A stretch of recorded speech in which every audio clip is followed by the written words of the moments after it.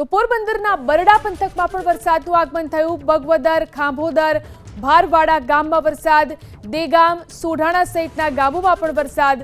કુતિયાણાના હામદપરા, હલામબેલી ગામમાં પણ વરસાદ। કુતિયાણાના ધ્રુવાડા, ગોકરણ, ટેરી ગામમાં વરસાદ। કુતિયાણાના ચોટા, માલ, કોટડા સહિતના ગામોમાં પણ વરસાદ।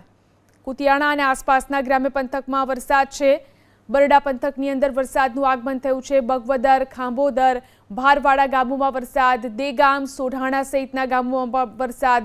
તો કુતિયાણાના ગ્રામ્ય વિસ્તાર હામદપરા, હેલામબેલીમાં પણ વરસાદ। કુતિયાણામાં ધ્રુવાડા, ગોકરણ, ટેરી ગામમાં પણ વરસાદ। આ ઉપરાંત ચોટા, માલ, કોટડા આ તમામ ગ્રામ્ય વિસ્તારો છે કુતિયાણાના।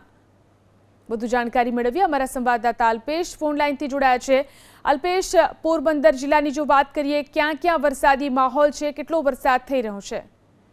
જી, અત્યારે હાલ પોરબંદરની અંદર પણ વરસાદ ધીમી ગતિએ ચાલુ છે। તેમજ સવારથી આજે વાદળછાયું વાતાવરણ જોવા મળ્યું હતું, જ્યારે ગ્રામ્ય વિસ્તારની અંદર આજે ચૂંટણીનો પણ માહોલ જોવા મળ્યો હતો। અને આ વાવણીનો સમય હોવા છતાં ધીમી ગતિએ વરસાદ આવવા છતાં પણ લોકો ચૂંટણીમાં મતદાન કરી રહ્યા છે, પોતાની ફરજ ભાગરૂપે ફરજ પણ બજાવી રહ્યા છે।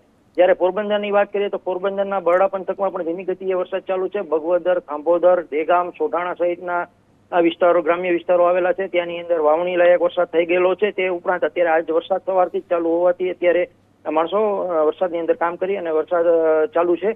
જ્યારે કુતિયાણાની વાત કરીએ તો કુતિયાણાના હામદપરા, હેલીબેલી, ગોકરણ, માલ અને કોટડા સહિતના વિસ્તારોમાં પણ વરસાદ છે। જ્યારે કુતિયાણા શહેરમાં પણ ધીમે ધીરે વરસાદ પડ્યો છે અને હાલ ત્યાં અંદાજિત 2 ઇંચ જેવો વરસાદ કુતિયાણાની અંદર વરસી ચૂક્યો છે। જી, આભાર તમામ જાણકારી આપવા માટે।